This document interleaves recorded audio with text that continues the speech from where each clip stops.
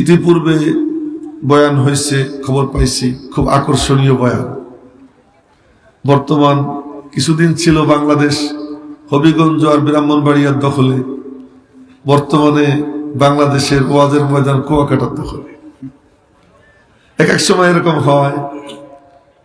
তো এখন একই পরিবারের 3 ভাই পুরো দেশ চষে বেড়াইতেছে, এবং আল্লাহ পাক তাদের গ্রহণযোগ্যতা আরো বাড়াইয়া দেখ, সকলে বলি আমিন।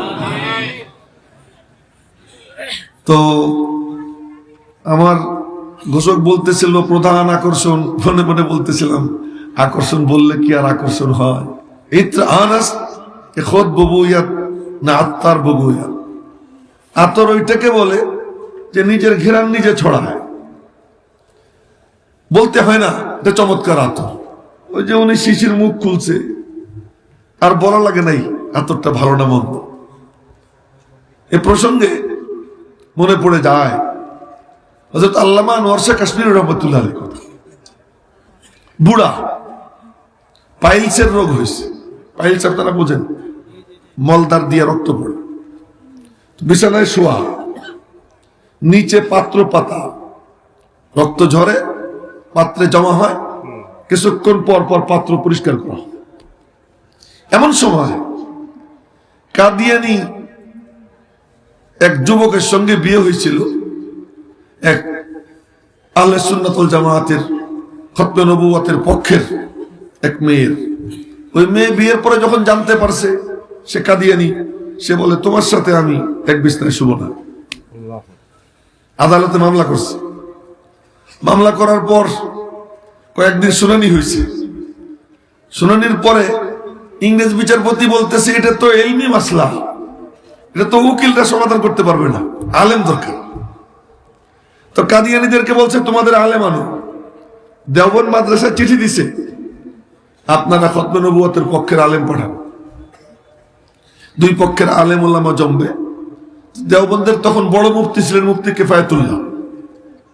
একটু ভলিউম একটু কমাই দিতে পারো তো। মুফতি কিফায়াতুল্লাহ সাহেব রহমাতুল্লাহ আলাইহি সহ বড় বড় মুফতিরা প্রস্তুতি নিছেন। আপনাদের মনে থাকবে বাংলাদেশে এক মাসলার ব্যাপারে সুপ্রিম কোর্টে মুফতি দেলোয়ার সাহেব, মুফতি মিজান সাহেব তাদেরকে ডাকছিল। ঠিক ওইভাবে বড় বড় আলেমদেরকে ডাক। তো বড় বড় আলেমরা প্রস্তুতি নিছে, ওনারা যাবে লাহোরের গোয়ালিয়র আদালতে মামলা। পাকিস্তানের লাহোরের গোয়ালিয়র আদালতে মামলা। তো মামলার ওখানে ওনারা যাবে। যাওয়ার আগে সবাই বলল কি হুজুরের কাছ থেকে দোয়া নিয়ে যাই। বলছিলাম ইত্র আনাস খোদ ববুয়াত না আত্মার ববুয়াত।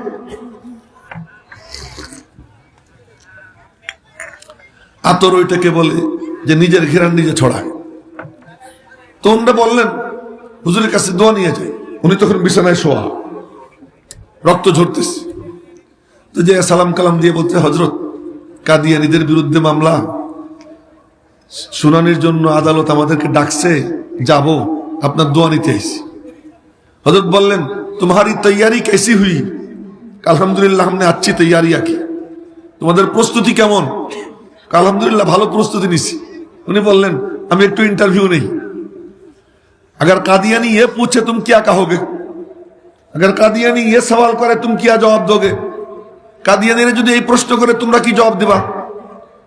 একটা একটা করে প্রশ্ন করলেন। কয়েক প্রশ্ন করার পরে বললেন আলহামদুলিল্লাহ तुमने बड़ी अच्छी तैयारी की, मगर वो बड़े बक्कार है। তোমাদের প্রস্তুতি ভালো, কিন্তু ওরা বড় ধোঁকাবাজ। আমি শুয়ে শুয়ে যদি খবর পাই যে খতমে নবুয়তের পক্ষের আলেমরা হাইরে গেছে, এটা আমি সহ্য করতে পারবো না। আমি যাব। আমি যাব বলে উঠে বসছেন। পাইলসের যে রক্ত পড়তেছিল, রক্ত পড়া বন্ধ হয়ে গেছে। তো জোরে সুবহানাল্লাহ কওয়া গেল না? আমারও গলা ভাঙ্গা, শ্রোতাদেরও গলা ভাঙ্গা। একটু জোরে সরে বলেন না সুবহানাল্লাহ। এখন যখন ওনার রক্ত পড়া বন্ধ হয়ে গেছে, সবাই গোসল টোসল করাইয়া ওনারে সাজাইয়া গুজাইয়া ওনারে সাথে নিয়ে রওনা হয়েছে।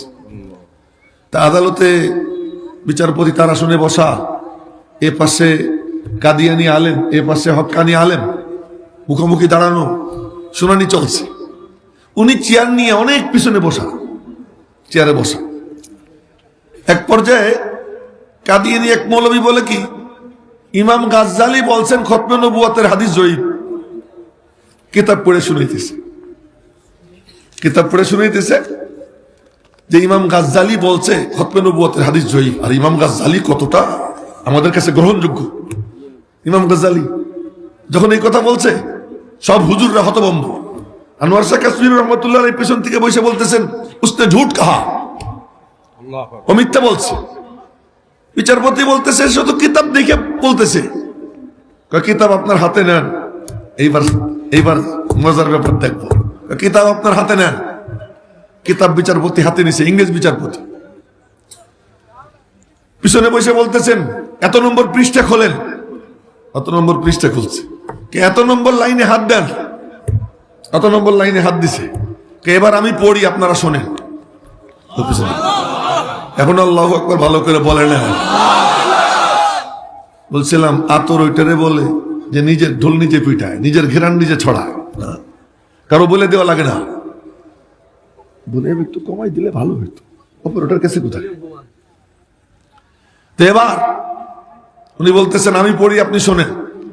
উনি পড়া শুরু করছেন, পড়া শুরু করছেন। এখন দেখা গেল ইমাম গাজ্জালী বলছেন খতমে নবুয়তের হাদিসকে যারা জয়ীফ বলছে তারা জয়ীফ।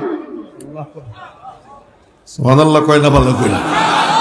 লাইকা বাই ফাজিনি বিমিসলিহিম, উলাইকা বাই ফাজিনি বিমিসলিহিম ইযা জামাআতনা ইয়া জারীরুল মাজামিউ। আলেম হইলে এমন হইতে হয়। ঢোল পিটাই কিছু মনে করেন না। ওই যে তবলা আছে না, তবলা, তবলা বাড়ি দিলে আওয়াজ হয়, ডিম্বাকা ডিম্বাকা আওয়াজ হয়। কিন্তু তবলার ভিতর কি ভরা না খালি, নিচের দিকে কেউ তাকাবে না, চোখের দিকে। ভিতর ভরা না খালি খালি। এ সোনার চান, মোবাইল দেখো না, মোবাইল পকেটে তো, এ কাম করো না। এখন তবলা বাজায়, আরবিতে বলে জওফুহু খালি সৌতুহু আলী। ভিতর তো ফাঁকা, আওয়াজ কি হয়, উঁচু হয়। আমাদের এক একজনের নামে যে ঢোল পিঠে, বাপরে বাপ, আন্তর্জাতিক খ্যাতি সম্পন্ন অমুক তমুক, কিন্তু ভিতর কিন্তু খালি, ভিতর খালি। সুর চমৎকার, নূর নেই। হুঙ্কার চমৎকার, পাওয়ার নেই। জন্য মাঝে মাঝে বলি আমাদের সুর আছে, নূর নাই। হুঙ্কার আছে, পাওয়ার নাই। যাওয়া কিছু আছে, নেওয়ার তরিকা জানা নেই। যে কথা বলতেছিলাম, এবার যখন উনি বলছেন যে আমি পড়ি আপনি শোনেন, তো কিতাবের পৃষ্ঠা নম্বর, লাইন নম্বর বইলা বুড়া যখন পিছন থেকে পড়া শুরু করছে, বিচারপতি কিতাব দেখে একবার, ওনার চেহারা দেখে একবার। ওনার পড়া শেষ হওয়ার পরে বলল, হুজুর আপনি পিছনে কেন, সামনে আসেন। আরো আসতে কোন আপনারা, সুবহানাল্লাহ। হুজুর আপনি পিছনে কেন, সামনে আসেন। এই ওলামা একরাম তলেবানে উলুমে নবুয়ত লক্ষ্য করব, আমাদের আকাবির কারা, আলেম হইলে কেমন হইতে হবে, এলেম সিনার মধ্যে কেমন ভরা ভরতে হবে, সেটা একটু লক্ষ্য করি। শুধু সুর, হুঙ্কার, স্লোগান এ দিয়ে কাম হয় না, পাওয়ার লাগে। তো এখন বলে সামনে আসে। উনি উঠছেন, ওনার হাত ধরছে দুই পাশ থেকে দুইজন। উনি বলছেন ছোড়ো মুঝে, আমারে ছেড়ে দাও। এরা মনে করবে খতমে নবুয়তের পক্ষের উকিল দুর্বল। না, আমার ধরার দরকার নাই, আমি হাইটে যাব, নিজে হাইটে যাব। নিজে নিজে হাইটে সামনে আসছে। আসার পরে বিচারপতি বলতেছে, হুজুর আপনি বলেন। আমি যতক্ষণ বলবো কেউ কোনো কথা কবে না। জি হুজুর কোনো কথা বলবেন, আপনি বলেন, আপনি বলেন। বলা শুরু করছেন। কাদিয়ানী এক মৌলবী বলে, কি দলিল দিয়ে কথা বলেন। উনি বললেন যে এখন তো আমি ভূমিকা দিচ্ছি, ভূমিকা আমার নিজের, এখানে কোনো দলিল নেই। যখন আমি মাসলার আলোচনা করব তখন দলিল দেওয়া শুরু করব, কিতাব রাখার জায়গা পাওয়া যাবে না। ঐতিহাসিক এই মামলায় এরপরে উনি ভাষণ দিচ্ছেন 5 ঘন্টা। ওই বুড়া বয়সে 5 ঘন্টা ভাষণ দিছেন। ওই ভাষণে এক এক কিতাবের পৃষ্ঠে বলতেছেন, ওই কিতাবের ইবারত পড়তেছেন, আর কিতাব বিচারপতির সামনে দেয়, বিচারপতি কিতাব দেখে আর রাখে, রাখতে রাখতে পুরো সামনের যা জায়গা ছিল সব ভরে গেছে, ভরে গেছে, কিতাব রাখার জায়গা নাই। বিচারপতি কিতাব কিতাব বাদ দিয়ে কলম এরকম ধৈরা হা করে চেয়ে রয়েছে। ওনার তাকরির শেষ। এখন ইংরেজ বিচারপতি মন্তব্য করতেছে যে খোদার কসম, অনেক লাইব্রেরি দেখছি, অনেক কুতুবখানা দেখছি বিশ্বের বিভিন্ন জায়গার, কিন্তু এরকম কুতুবখানা আর দেখিনি। এরপরে মন্তব্য করে ইংরেজ বিচারপতি যে যতদিন আনোয়ার শাহ কাশ্মীরের মতো আলেম আছে অতদিন পর্যন্ত ইসলামের ক্ষতি কেউ করতে পারবে না। এখন আমরা কি করি? মিছিল করি, মানি না, মানবো না, মানতে পারি না, আল্লাহ রসুলের অবমাননা। একজন গীত গায়, বাকি সবাই কয় ঠিক ঠিক ঠিক। একজন গায়, বাকি সবাই বলে ঠিক। আমি মাঝে মাঝে বলি সব মিশা কথা কয়, আবার এখন ঠিক হয়।